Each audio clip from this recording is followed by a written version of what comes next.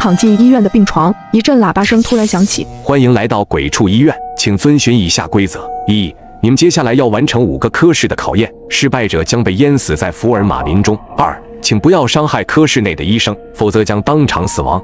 3、不要戴医生递过来的口罩。4、只有全部项目完成之后，才能活着离开医院。目前存活人数20人，生存游戏正式开始，请前往2楼迎接第1个科室的考验。话音刚落，病房的房门自动打开，我带着疑惑和不解缓缓走上2楼。此时2楼狭窄的走廊里已经挤满了人，每个人的神情都有些慌张。走廊上方挂着一个牌子，上面写着病毒检验与防疫科。这是一个年轻漂亮的女护士走了出来。各位病人，你们好，欢迎来到第1科室。众所周知，病毒的检验与防疫是医学中最重要的事。我身后有2款疫苗，左边为蓝色疫苗，右边为红色疫苗。请注意，大家要选择出正确的疫苗，打到正确的位置上。每个人限时1分钟。帅哥，你先来吧。女护士抬手指了指一位年轻的小伙子，小伙害怕走上前，对于2款疫苗的选择也是十分纠结。眼看时间已经过去了半分钟，女护士凶狠地催促道：选好了吗？要不然我来帮你选吧。此时的小伙早已汗流浃背，声音有点发颤：我选蓝色，蓝色是我的幸运色。女护士立即拿起一支蓝色的疫苗给小伙递了过去，请你自己注射疫苗。小伙咬紧牙关，猛地朝自己的大腿扎了下去。此时走廊里的所有人都在等待着小伙的结果，可疫苗注射进身体后仅仅过了3秒，小伙立马浑身抽搐起来。最近换了新手机，看视频果然更清晰。大家换新后，旧的都怎么处理的？像我每次换下来的旧手机、相机、手表都会叫转转免费上门回收，价格满意现场打钱。我那台 iPhone 14还卖了2300多，躺在家里就把手机给卖了，特别省心。要我说趁着旧机还值钱，赶紧叫转转上门回收就对了，甚至来不及呼救便倒地不起。然而女护士却哈哈大笑起来：嘻嘻，真好玩，你选错了，下一个。接着她伸手指向另一位女子，女子走上前对着女护士小声地说道：我选择红色。因为按着正常的逻辑，现在大家都会默认蓝色的疫苗是错误的，红色疫苗才是安全的，所以女子的选择也是大部分人的想法。女子算是有点常识，接过疫苗犹豫了一下，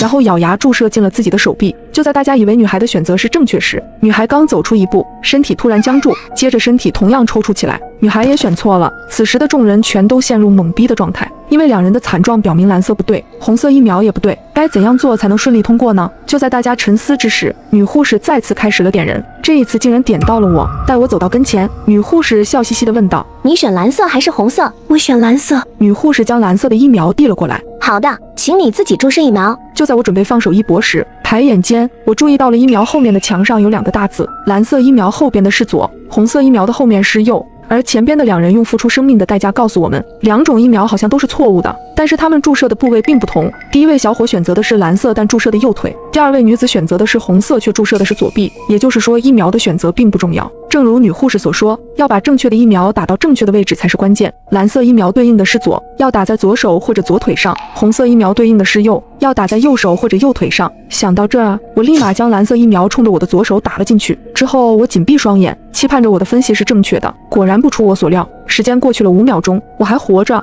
我选对了。这时女护士脸上的笑容消失了。恭喜你，顺利通过。有了我的前车之鉴，后边的人都开始照抄起来，做跟我同样的选择，扎同样的部位。几分钟的时间，大家便顺利通过了这关。这时喇叭声再次响起：恭喜你们过关，目前存活人数18人，生存游戏挑战升级，请前往3楼迎接放射科室的考验。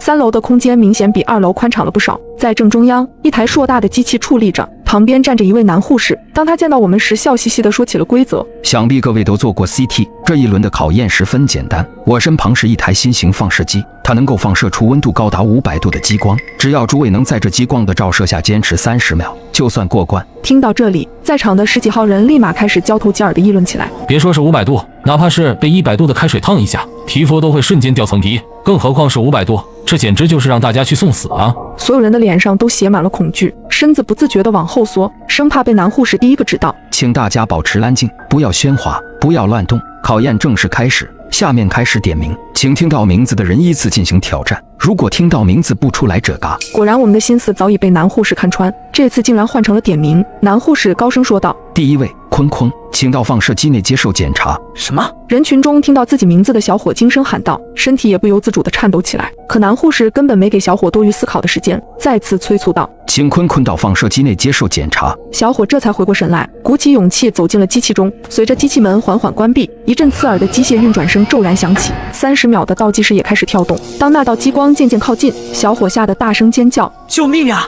好热。然而男护士丝毫没有理会小伙，反而笑得更加肆意。只见那道激光缓缓扫过小伙的全身，小伙的身体瞬间化作成焦炭，整个3楼的大厅里弥漫着一股刺鼻的烧焦味，众人全都被眼前这恐怖的景象吓呆了。可男护士却依旧笑嘻嘻地喊道：坤坤 out， 有请第2位张漂亮到放射机接受检查。可这次男护士喊完名字许久，人群中都不见张漂亮的身影，只见男护士再次喊了一声：请张漂亮到放射机接受检查。人群中依旧不见有人站出来，男护士轻轻一笑，说道：我宣布张漂亮 out。接着人群中一个女人应声倒地，看来这个女人妄图挑战权威，坚持不站出来，可下场依旧是死。接着男护士继续开始点名，下一位雷小燕，请到放射机接受检查。有了张漂亮的惨死警示，李小燕这次主动了许多，没有丝毫犹豫地走进了机器。随着倒计时开始，那道炽热的激光再次缓缓袭来，李小燕迅速挪动身体试图躲闪过去，可下一秒激光射线迅速变粗，一阵惨叫声再次传来。看到李小燕的死状，我吓得双腿发软。就在这时，一个女孩轻轻拍了下我的肩膀。你好，我叫青青，我想我们可以合作一下。你好，我叫酱汁，什么合作？第1关的时候多亏你找对了方法，我们才得以通过，而正好我知道这关的通关方法。什么方法？与此同时，男护士的声音打断了我们的谈话。下一位请青青到放射机内接受检查。青青对我比了个静音的手势说道：不要乱动。接着他缓缓走进了机器，随着一阵机器运转声，30秒倒计时开始跳动。只见青青闭上眼，仿佛坦然面对一般，任由激光缓缓扫过自己的身体。随着倒计时结束，青青竟然成功通关了。不知情的众人开始议论纷纷，为什么？他怎么过关的？谁知道呢？靠的运气嘛。而只有我明白了其中的道理。男护士继续点名，下一位小美，下一位宋宝宝。陆陆续续进去了好几位，有的人模仿青青成功过了关，但有的人依旧变成了黑炭。下一位酱汁。终于到我了，我走进机器，同样和青青一般紧闭双眼，伴随着倒计时开始，一阵炽热的激光扫过我的腿部。激光虽然炽热，但身体还算能够承受。而通关的奥秘就在这里。男护士在点名前说过，要保持安静，不要乱动，也就是说，只要大家按照要求去做，激光的温度刚好是人体能够承受的极限，只要大家一有动作或者发出声音，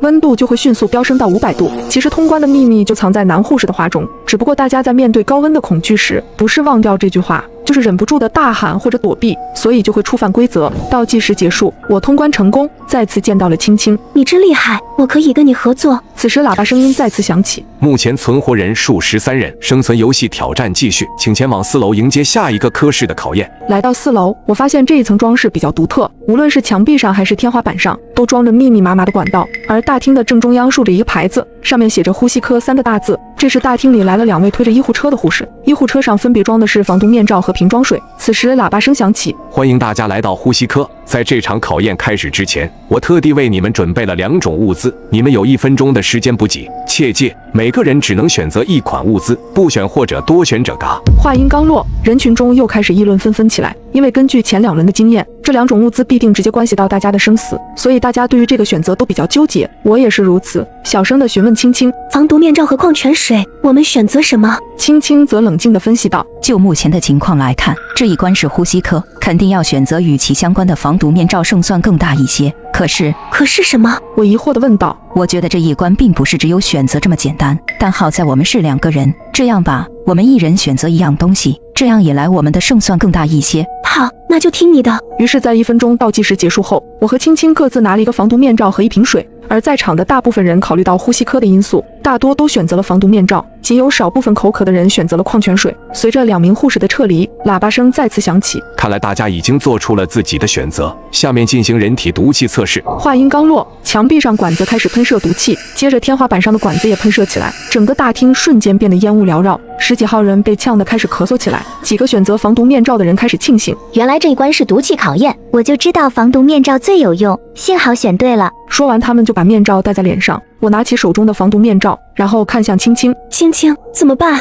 我们只有1个面罩。青青则比较淡定，先别着急，你看防毒面罩有些不对劲。我转头看向刚才那几位戴面罩的人，发现他们一个个表情变得狰狞起来，像是挣扎着想要极力摘下面罩，可面罩就像是狗皮膏药般死死地贴在他们的脸上。不一会，那几个人便倒地不起，看到这一幕，人群开始变得杂乱起来，吓得很多人把手中的防毒面罩直接扔在地上，不敢再戴。我问青青，这是怎么回事？青青看了一眼我手中的防毒面罩，沉思一会说道：你还记不记得总规则里说过，不要戴医生递过来的口罩，而防毒面罩是属于口罩的一种，所以一旦戴上就无法摘下来，并且你看这防毒面罩是没有换气孔的，他们是被活憋死的。原来是这样，可是这一关该怎么通过呢？此时大厅里的毒雾越来越浓，有人认为那瓶矿泉水是解药，便大口大口地喝了起来，可是不一会还是倒在了毒雾中。既然这瓶水不是解药，那只能这样做了。说着轻轻撕下一部分衣服，然后倒上矿泉水充当湿毛巾。无论是什么有毒气体，只要用湿毛巾捂住口鼻，都可以尽量减少毒气的摄入，或许这样我们可以扛到毒雾结束。听完我也赶紧撕下衣服，倒上矿泉水捂住了口鼻，而剩余的众人也纷纷效仿起来，有水的倒水，没有水的直接用尿，毕竟保命要紧。终于在我们将要到达人体承受极限时，毒气停止了喷射，毒雾也缓缓散去，喇叭声再次响起。恭喜你们成功通过呼吸科的考验，目前存活人数9人，生存游戏挑战继续，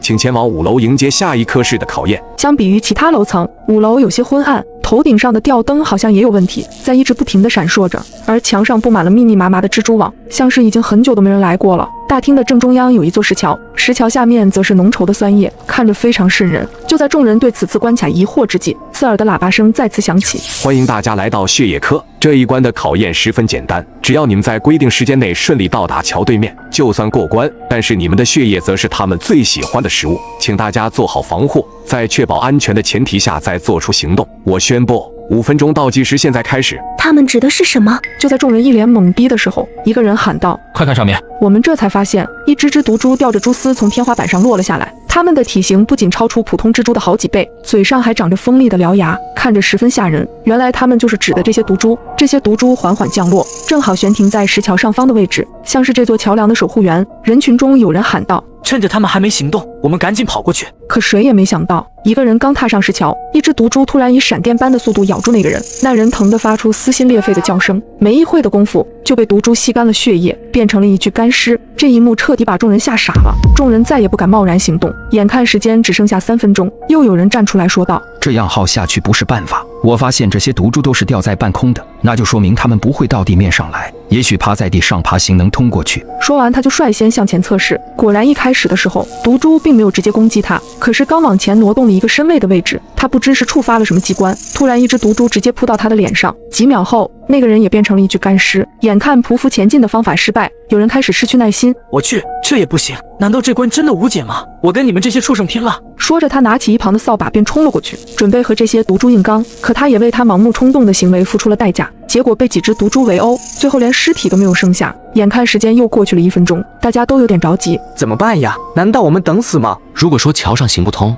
那说明我们可以走水路，水路肯定是安全的。好像有道理。话落，这两人便冲进了桥下的酸液里，可刚跳下去他们就后悔了，因为酸液迅速将他们的身体腐蚀，他们只能拼命地挣扎呼喊，可如今谁也救不了他们，他们只能看着自己被酸液无情地腐蚀掉。眼看时间所剩无几，我也有些沉不住气，打算鼓起勇气和这些毒蛛殊死一搏，却被一旁的女孩抓住了手臂。等一下，这样是过不去的，我们要等灯灭了再行动。我身旁的青青瞬间恍然大悟，我明白了，这些毒蛛与普通的蜘蛛不同，它们的视线有问题，它们无法在黑暗中看清猎物，所以只能在有光的时候行动，并且通过前几人的死状来看，这些毒蛛好像只会攻击会动的物体，怪不得这里的灯光忽暗忽明，原来通关的诀窍就在这。眼看时间只剩下1分钟，于是我们3人立马跑到桥上，灯光闪烁的频率大概是1秒半，我们3人一边默念一边前行，只要灯光一黑我们就前进，只要灯光一亮我们就停在原地不动。在倒计时将要结束之前，我们3人终于顺利地到达了桥对面，我也得知了这个女孩的名字叫小美。就在我们3人庆幸之时，喇叭声再次响起，恭喜你们3位成功通过血液科的考验，请前往6楼迎接终极考验，只有顺利通过终极考验者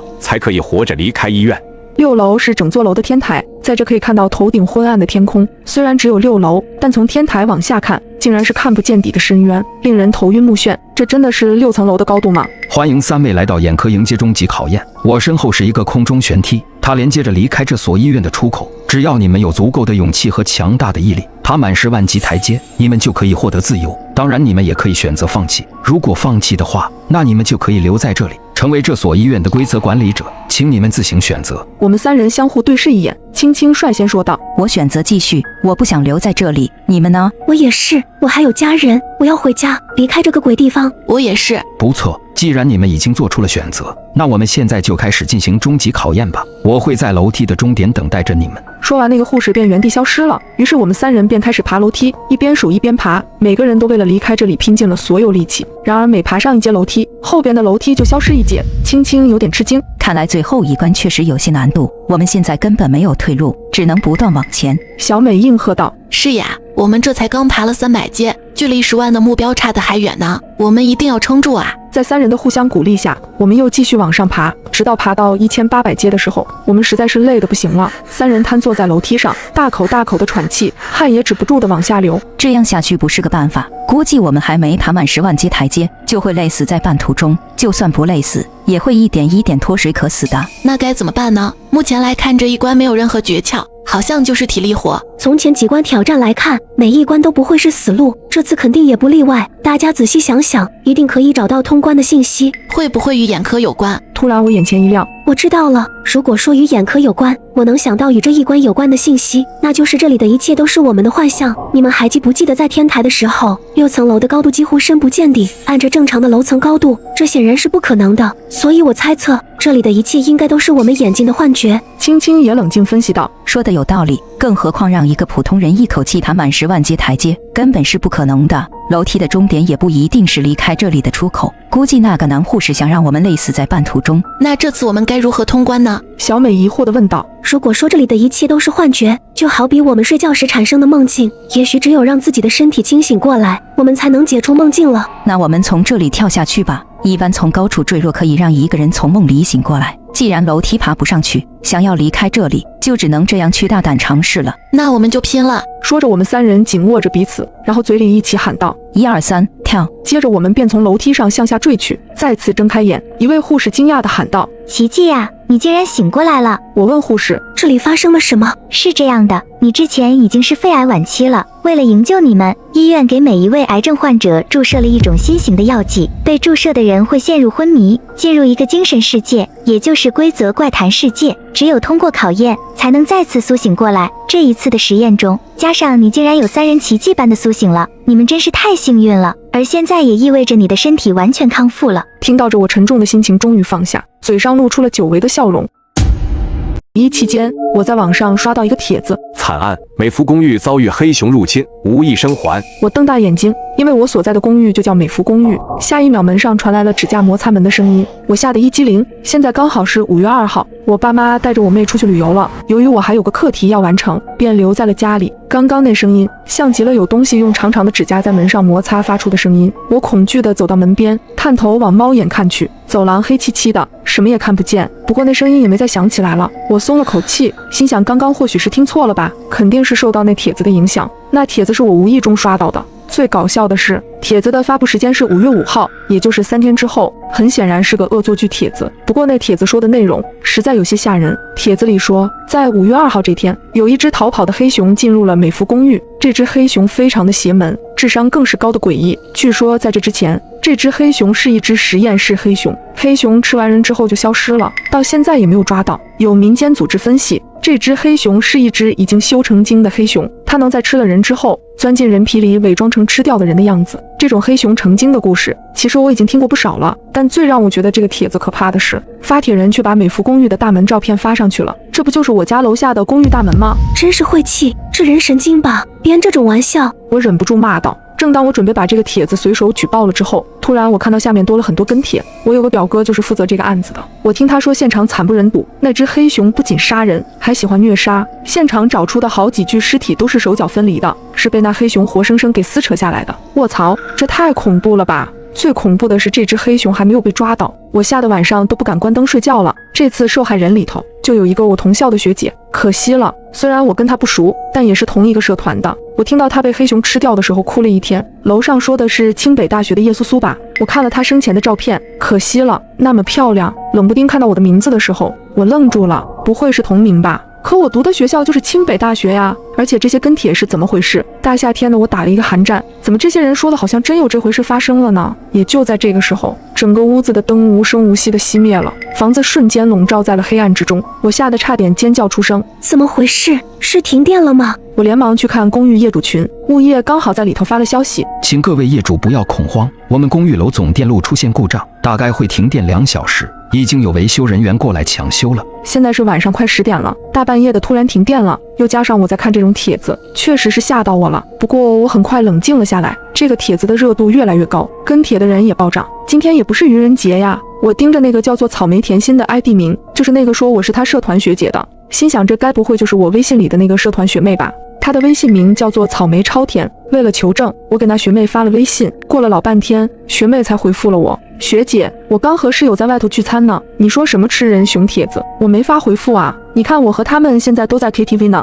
学妹的语气听起来很茫然，她很快发来一个视频，视频里几个女孩在 KTV 唱的忘情，我松了口气，果然这神经帖子就是一个离谱的恶作剧吧。不过学姐，我在某书的 ID 名的确叫做草莓甜心，你怎么知道的呀？难不成你刷到我发的内容了吗？一瞬间我愣住了，我想要把这个回复截图发给学妹，可我却截图不了，一旦我试图截图就会死机，甚至我在这个帖子下面也发不了任何回复。但我退出去看其他帖子，都是能正常截图和回复的。我皱起眉头，感觉到了一种不安感。随着帖子的热度越来越高，有人说想看下叶苏苏的照片，有网友很快把照片发了出来。当我看清照片的一瞬间，血液仿佛都凉了几分，因为照片里这人的确是我。可惜了，叶苏苏本来很快就保送读博了，他爸妈回来后看见他的尸体，一夜白头。据说叶苏苏的脸皮都被那黑熊扒了下来。叶苏苏好像还有个妹妹，他妹现在据说患上了抑郁症，自杀了好几次了。该死的黑熊，我要是见到那熊，非得把他熊胆都掏出来。楼上的，你还是自求多福，求那黑熊不要吃你吧。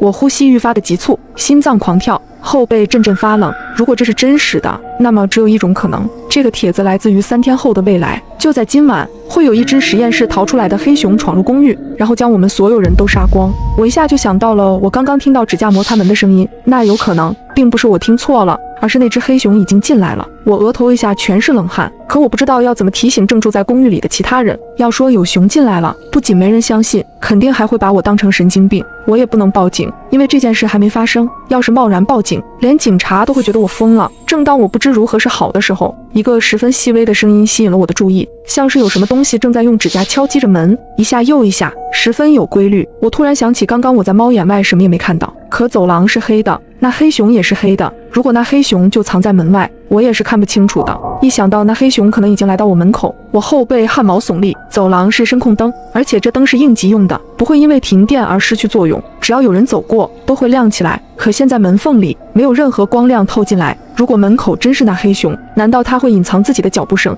我紧张地拿起厨房里的水果刀，小心翼翼地靠近门。屋外一片寂静，一点声音也没有。但这正是我觉得奇怪的地方。我家住在504，这层楼一共有4间房，住了3户人家。502住的是一个2次元宅男高中生，好像叫小伟。小伟平时住校，只在放假的时候回来住，可每次一放假，他准通宵打游戏，声音还开得老大。可今天502安静得出奇，连一点动静都没有。501住的是一个年轻的单身妈妈，她那孩子也就几个月大，正处于时不时就哭闹的阶段。可今晚我愣是没听见一点孩子的哭声，安静的实在有些过于奇怪了。我探头去看猫眼，可外头还是黑的，什么也看不清。也就在这个时候，突然感应灯亮了，有脚步声响起，我听到脚步声停在了502的门口，砰砰，有人敲了502的门。这时我看到业主群里发了新消息，我们维修人员需要挨户检查各位业主家的电力设备，会有进门检查的可能，辛苦各位业主配合一下。原来是维修人员。敲门声持续了很久，我才听到502开了门。几秒后，关门声响起，看来是维修人员进去了。可我等了半个多小时，都没听到开门声再响起。检查电力要这么久，我有些困惑和不安。我给物业发去了微信，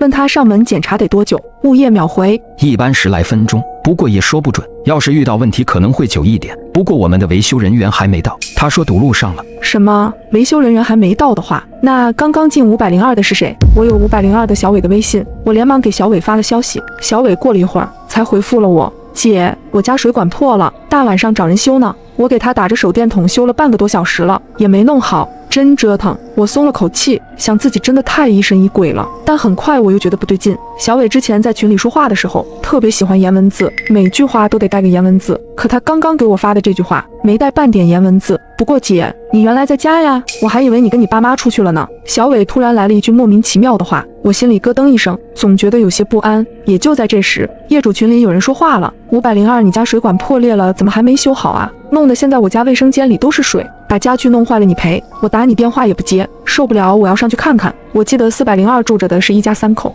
现在在群里说话的是402的男主人，男人5大3粗的，看起来就不太好惹。我连忙在物业群里发了消息，艾特所有人，今晚感觉不太太平，大家尽量不要出门。不过没人理我。也是，我突然发这么一条奇怪的消息，要我看见了也只会当作没看见。很快我听到了402上来的声音，他怒气冲冲地猛拍502的门。过了一会儿，502开门了。502，你人呢？我听到402站在门口大喊的声音，很显然小伟并没有出来。我小心翼翼地推开门，只留了一点缝隙往外看去。男人站在门口，似乎在犹豫该不该进去，因为402家里太黑了，连一点光都没有透出来。可刚刚小伟不还说是集水管工打着手电修水管，那怎么可能里头一片漆黑呢？我紧张的心突突跳。502的门只开了一点，虚掩着一条2指宽的缝隙。赶紧出来啊！我知道你在家，不出来我就进去了。男人骂骂咧咧，可502里头一点声音都没有发出，死一般的寂静，静得我只听到自己的心跳声和402急促的呼吸声。你这个缩头乌龟，